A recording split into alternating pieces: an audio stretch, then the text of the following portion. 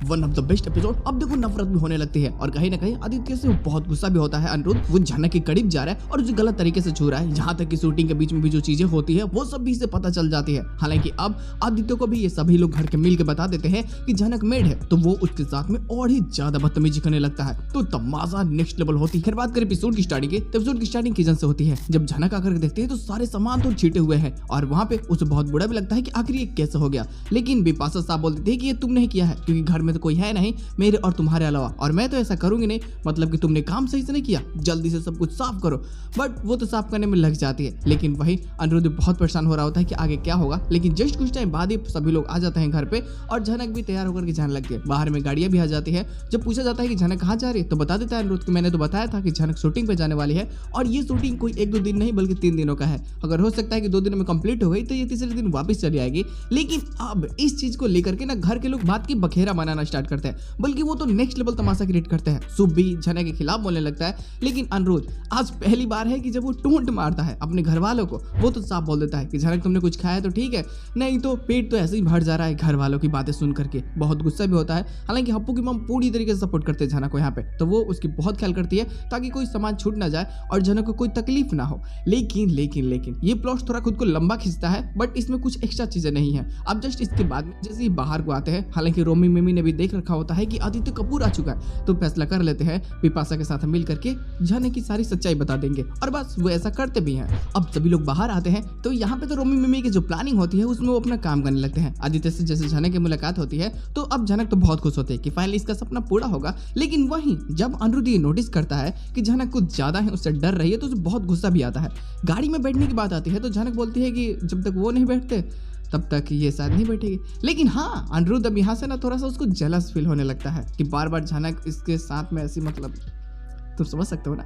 अब इसके कारण बोलता है कि तुम क्यों नहीं बैठ सकती गाड़ी में, तुम्हें जल्दी बैठना होगा, तुम जल्दी बैठो। जब आदित्य झनक से हाथ मिलाने के बाद में इससे भी हाथ मिलाने वाला होता है तो ये हाथ नहीं मिलाता, बल्कि बोलता है कि नमस्कार, मेरा नाम है अनिरुद्ध कुमार और मैं बस ऐसा ही हूँ। अब आदित्य को लगता है तो बहुत एटीट्यूड में है, तो बंदा तो एटीट्यूड में है ही यार, वो तो हीरो है पूरा। तो अब यहाँ पे वो झनक बोलता है कि चुपचाप गाड़ी में बैठो और कुछ ज्यादा चीप होने की जरूरत नहीं है, तुम्हारी लाइफ अलग है और उसकी लाइफ अलग है, तुम खुद पे ध्यान दो झनक।